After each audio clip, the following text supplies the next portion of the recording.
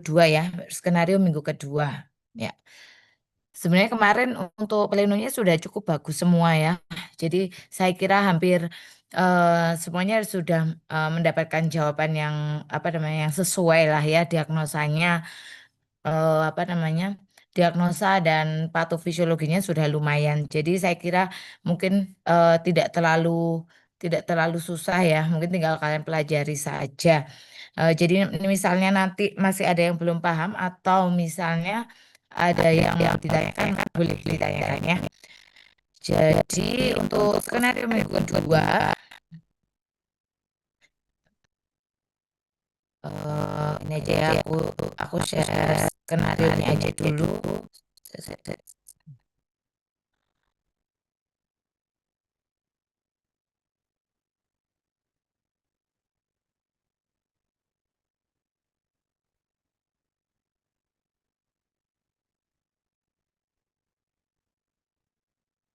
Ya, jadi untuk skenario minggu kedua ini ada wanita 58 tahun dengan keluhan yang mana keluhannya itu dia khas ya. Jadi dia ada trias hiperglikemia yaitu minumnya banyak, mudah haus dan sering buang air kecil.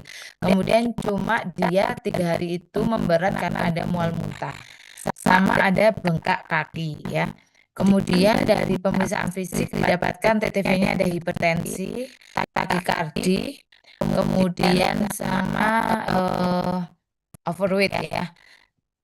Overweight atau 28,27. Oh, obesitas kelas 1 ya. Kemudian juga didapatkan konjungtiva anemis dan mukosa kering dan turgor menurun ya. Jadi apakah yang terjadi pada Nyonya EA? Ya. Jadi ini kasus yang sangat sering ya. Jadi kalian temui di UGD nanti atau di Poli itu sangat sering. Kasus-kasus di mana orang-orang tua ya, jadi usia tua, dewasa tua itu yang tidak pernah periksa terus datang-datang dengan sebenarnya dia akhirnya diabetes ya. Jadi keluhannya orang datang diabetes itu biasanya jarang ya kalau trias hiperglikemi itu jarang karena ketika dia mengalami trias hiperglikemia orang cenderung tidak peduli ya karena tidak terlalu mengganggu. Tetapi biasanya orang yang datang ke kamu di IGD atau Poli itu biasanya yang sudah ada komplikasi ya seperti ini. Komplikasinya ada mual muntah ya, ada dehidrasi, kemudian ada bengkak kaki. Itu semua adalah termasuk udah masuk komplikasi. Jadi memang biasanya apa namanya itu jangan sampai terlewat. Jadi walaupun memang arahnya itu tidak ke hiperglikemi, tapi itu harus kita screening pada orang-orang dengan faktor resiko tinggi. Misalnya pada orang dengan obesitas, overweight atau obesitas, kemudian ada keturunan, terus atau lifestyle yang tidak baik atau sedentary lifestyle ya yang cenderung tidak bergerak. Kemudian sering makan makanan junk food lah. Itu semua adalah faktor resiko yang harus kita screening ya bahwa kemungkinan dia mungkin menderita diabetes ya.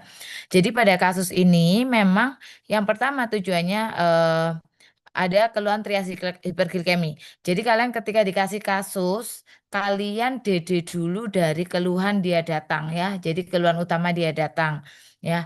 Jadi keluhan utama dia mual muntah lemas. Jadi kemungkinan dia ada dehidrasi ya.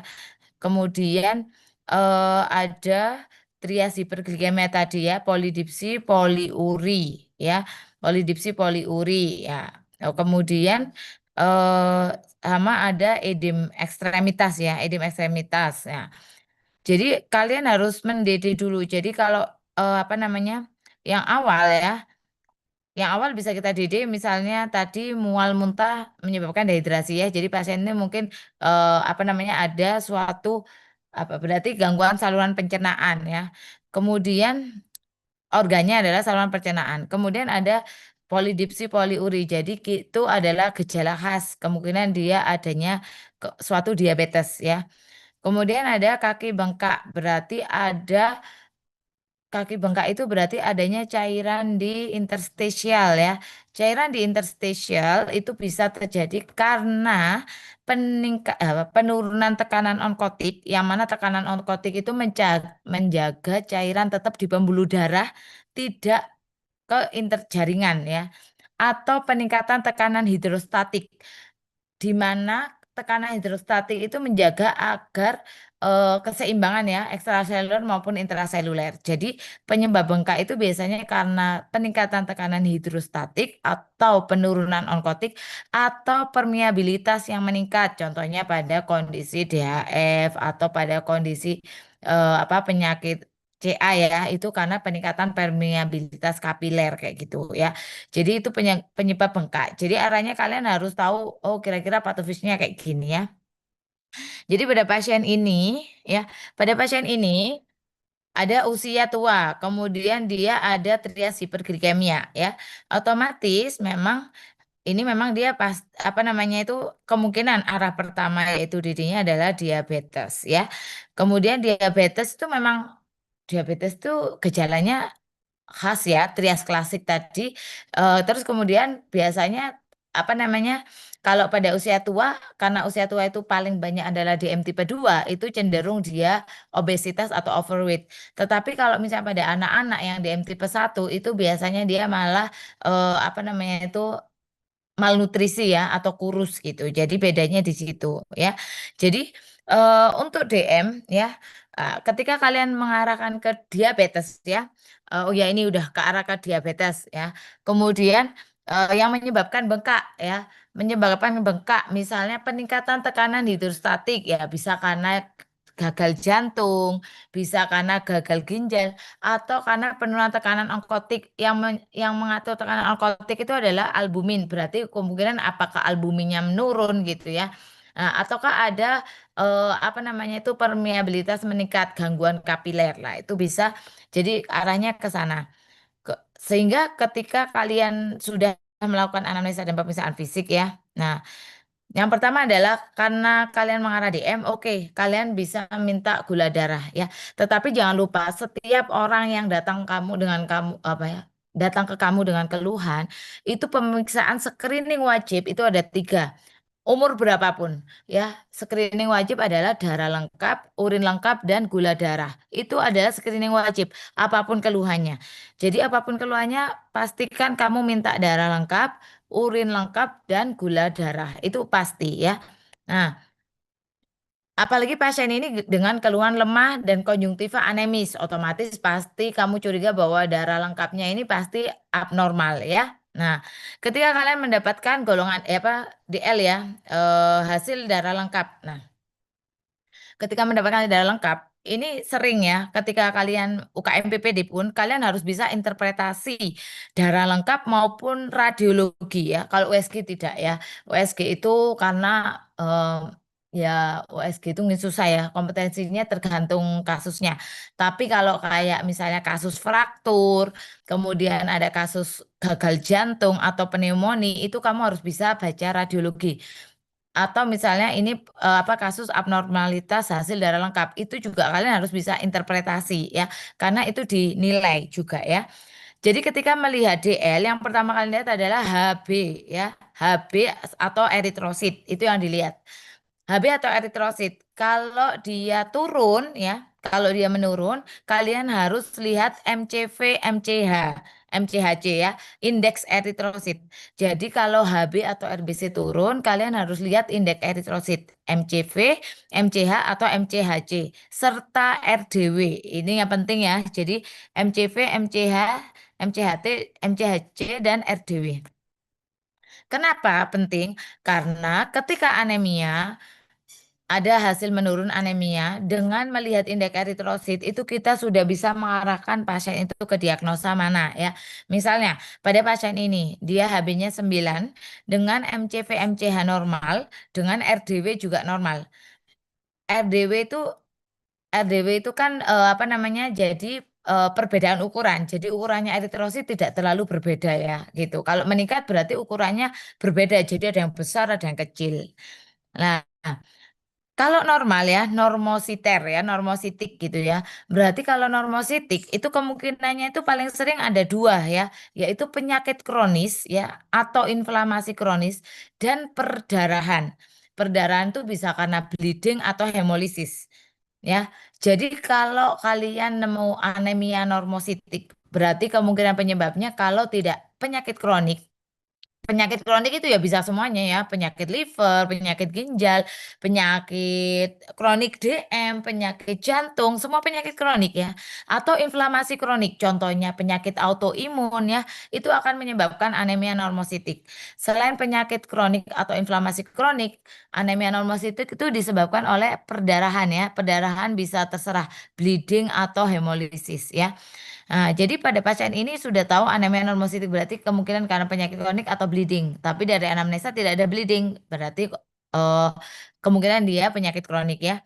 Kemudian kalian untuk UL ya, UL penting ya. Oh, kemudian jangan lupa setiap ada DL yang tidak normal, kalian harus minta hapusan darah tepi untuk memastikan konfirmasi ya, konfirmasi benar-benar apakah dia normositik dan tidak ada bentuk lain ya. Kemudian kalian minta UL ya. Nah, UL ini juga sama karena dia murah dan bisa menggambarkan kondisi tubuh ya.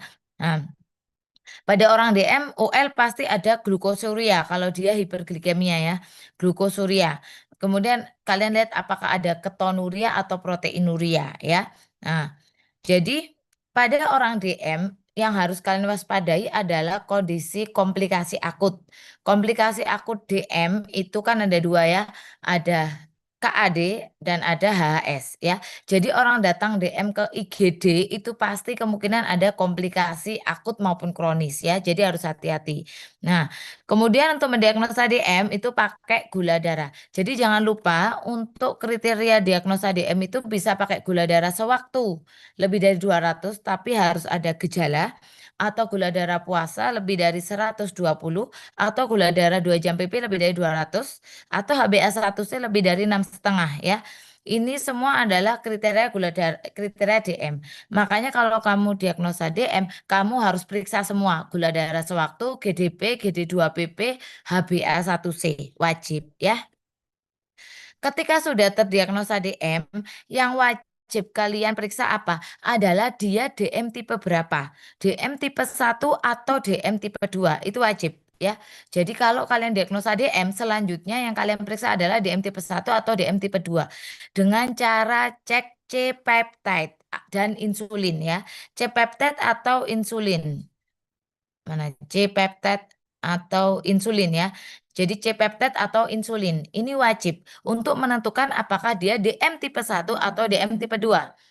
Kalau DM tipe 1 karena antibodi sehingga sel beta pankreasnya dirusak, makanya dia sel beta pankreasnya banyak yang rusak tidak bisa menghasilkan insulin dan C-peptide ya. Jadi C-peptide C-peptide dan insulin itu aslinya satu ya. Jadi dari beta pankreas menghasilkan yang namanya proinsulin, kemudian akan dipecah menjadi C-peptide bentuk tidak aktif dan insulin bentuk aktifnya ya. Sehingga makanya perlu periksa dua ini. Kalau orang DM tipe 1 karena autoimun sel beta pankreas dirusak sehingga dia tidak sehingga insulinnya rendah karena sel beta pankreasnya tidak bisa menghasilkan insulin ya. Jadi C-peptide maupun insulinnya rendah. Tapi kalau DM tipe 2 karena awalnya adalah resistensi insulin ya, belum beta pankreasnya belum rusak ya, sehingga awalnya biasanya C-peptide-nya itu sama insulinnya meningkat karena dia akan terus-terus distimulasi yang nantinya akan terjadi kelelahan ya, overriding ya. Jadi kelelahan akhirnya nanti biasanya akan normal atau turun tapi tidak serendah pada DM tipe 1 ya. Itu tentukan DM tipe 1 atau DM tipe 2.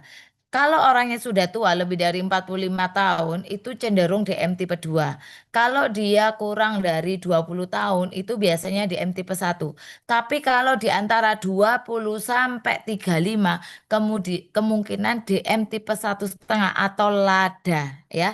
Jadi jangan lupa kalau dia umurnya 20 sampai 35 itu kalian harus curiga lada ya, laten autoimun diabetes ya. Jadi pada pada dewasa. Jadi dia itu DM tipe 1 tapi yang telat ya. Nah, sehingga kalau DM tipe 1 atau LADA kalian harus cek antibodi. Jadi yang paling sering adalah anti GAD65.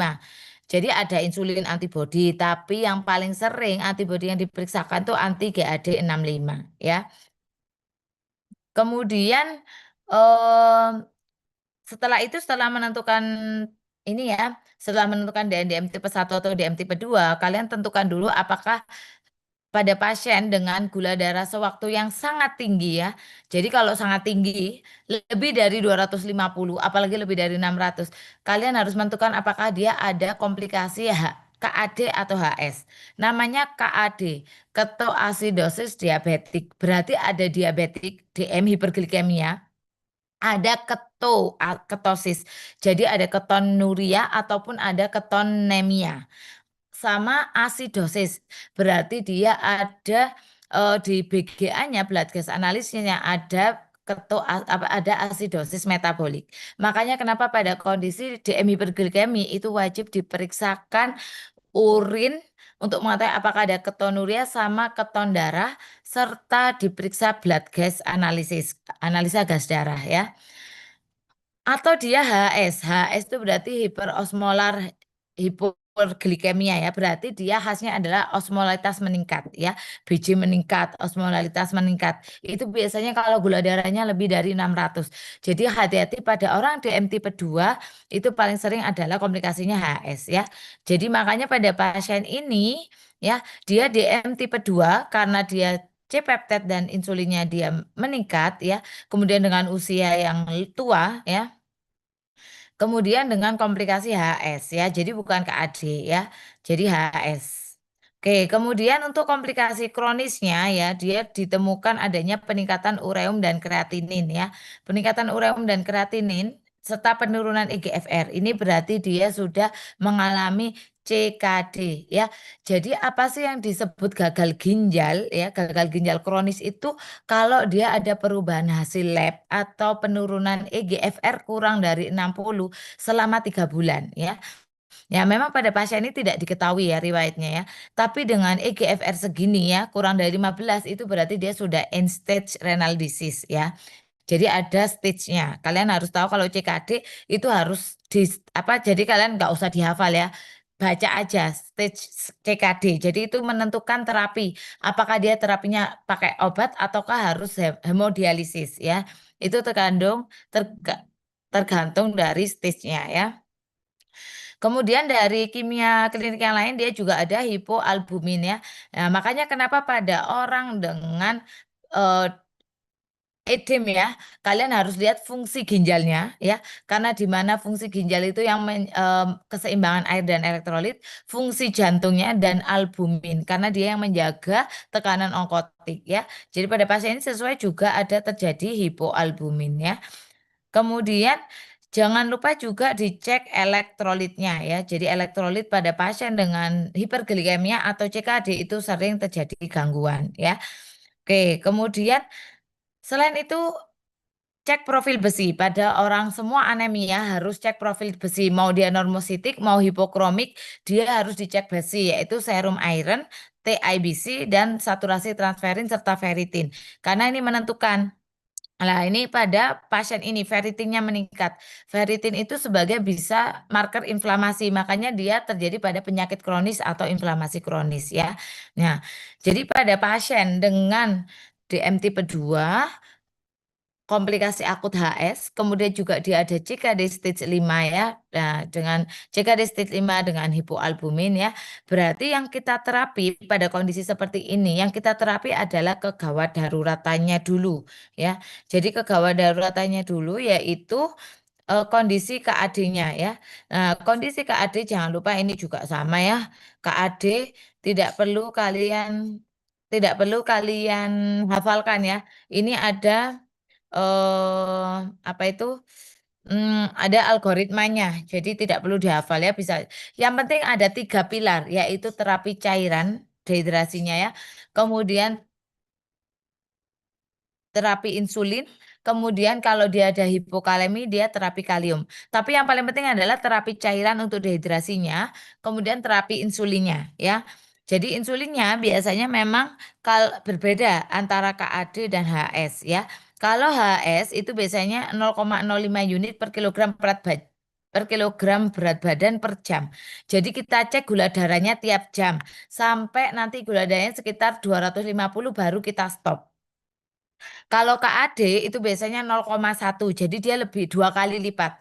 Kalau HS tadi 0,05, kalau KAD 0,1. Sama per kilogram berat badan per jam sampai gula darahnya 250, tiap jam kita cek. Kalau sudah 250 kita hentikan.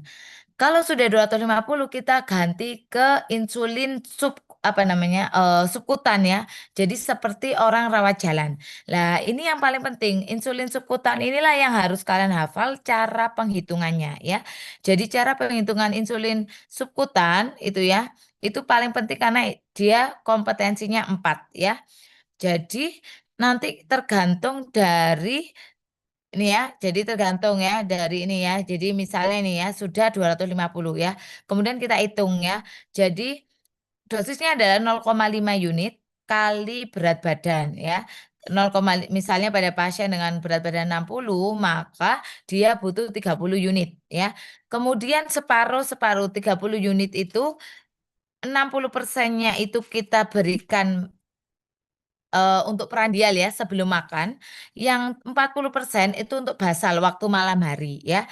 Sehingga 60% kali 30 tadi 18 unit, yang 40% kali 30 itu 12 unit. Yang 18 menit karena dia sebelum makan kita bagi untuk setiap makan. Jadi kalau dia makan 2 kali ya berarti dibagi 2. Kalau dia makan 3 kali ya sudah dibagi 3 ya. Misalnya rata-rata orang makan 3 kali, jadi 18 bagi 3. Jadi setiap sebelum makan dia harus menyuntikkan insulin 6 unit. Jadi ini yang rapid ya. Insulin prandial itu adalah yang rapid, contohnya Novorapid, Apidra ya. Tapi kalau yang basal itu adalah yang long acting ya. Contohnya misalnya Levemir ya, itu ya.